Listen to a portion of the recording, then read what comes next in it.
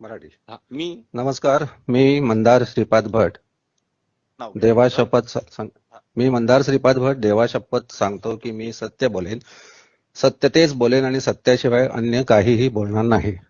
नमस्कार सर्वांना, good morning. 25 February 2025 रोजी पण मी हाच मुद्दा उपस्थित केलेला.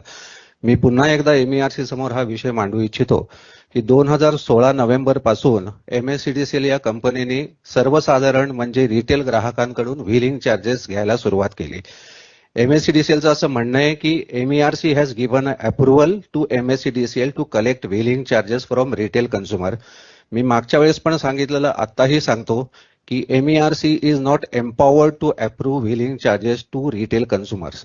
मागच्या वेळेसचे चेअरमन त्यांनी मला विचारलं होतं की याच्यासाठी तुमच्याकडे काय पुरावा आहे का? तर I have got a evidence also. I have a statement of solicitor general of India, ज्यांनी त्यांच्या ओपिनियनमध्ये क्लिअर कट म्हटलेलं आहे की जिथे ओपन ऍक्सेस असतो तिथेच व्हीलिंग चार्ज लागू शकतात. विदाऊट ओपन ऍक्सेस रिटेल ग्राहकांकडनं व्हीलिंग चार्जेस घ्यायचा अधिकार कुठल्याही डिस्कॉमला नाहीये.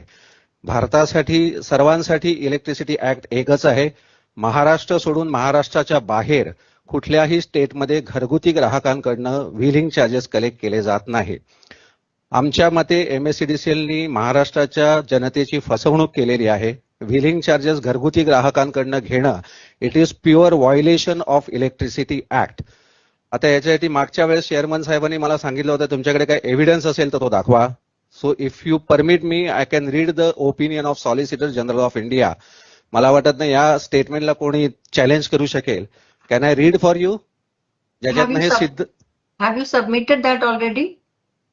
I have already submitted to MERC. मी MERC ला गेली 3 वर्ष करस्पॉन्डन्स करतोय की जर व्हीलिंग चार्जेस रिटेल ग्राहकांना तुम्ही अप्रूव्ह केले असाल तर इलेक्ट्रिसिटी ऍक्ट मध्ये त्याचं प्राविधान कुठे हे दाखवा आणि आम्हाला त्याचा पुरावा दाखवा की हे तुम्हीच अप्रूव्ह केलेले आहे.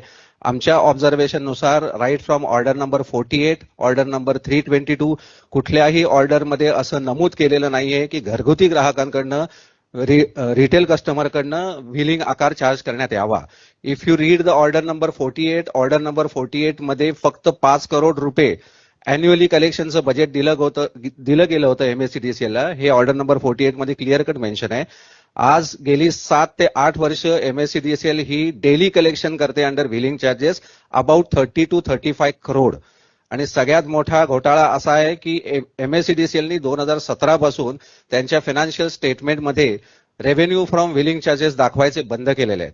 याच्यावरनं हे स्पष्ट दिसतंय की MSCDCLनी जाणून बुजून हे जनतेला कळू नयेत की किती व्हीलिंग चार्जेस वर्षाला जमा केलेत, म्हणून गेल्या 10 वर्षात त्यांनी हा प्रॉफिट अँड लॉस अकाउंटमध्ये फिगर दाखवलेले नाहीये. If you read the earlier financials 2016 March पर्यंत MSCDCL ही कंपनी त्यांच्या रेव्हेन्यू स्टेटमेंटमध्ये collection from sale of power वेगळं दाखवत होते आणि collection from revenue from wheeling charges वेगळं दर्शवत होते. याचे पुरावे पण मी इथे आणलेले आहेत. त्यांचं annual collection under wheeling charges were about 1 crore annually.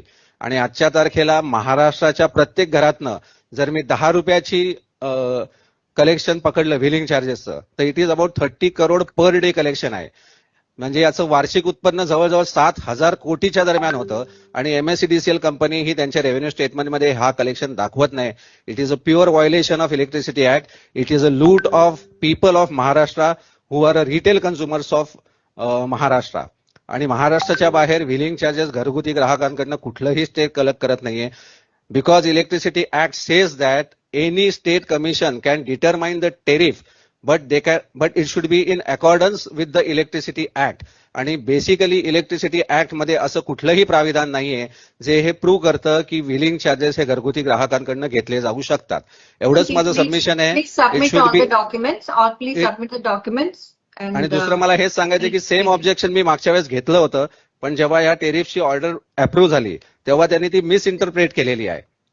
म्हणजे 217 बद्दल आता आपण बोलत आहोत. तर ऑर्डर नंबर 217 मध्ये मी सेम सबमिशन मागच्या वर्षी करून सुद्धा त्यांनी इंटरप्रिटेशन त्याचं कसं चुकीचं केलंय मी ते तुम्हाला दाखवतो.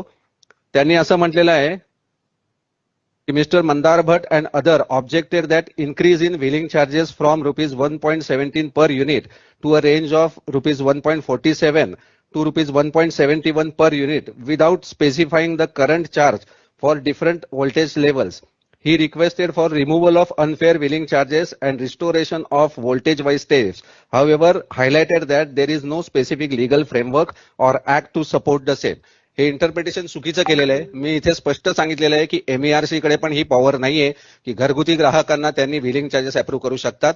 You can read the electricity act. MERC can determine the tariff but it should be in accordance with electricity act. आणि इलेक्ट्रिसिटी ऍक्ट मध्ये रिटेल ग्राहकाला वहन चार्जेस लावायचा कुठलंही प्रोव्हिजन नाहीये. याचा काळजीपूर्वक अभ्यास करावा आणि याच्यावर निर्णय द्यावा. ठीक. आय डिमांड की पूर्ण महाराष्ट्रातनं व्हिलिंग चार्जेस हे अबॉलिश झाले पाहिजेत आणि गेल्या 8 वर्षात जे इलिगल व्हिलिंग चार्जेस कलेक्ट केले गेले आहेत ते MSEDCL नी प्रत्येक ग्राहकाला परत केले पाहिजेत. Thank you very much. Okay, thank you.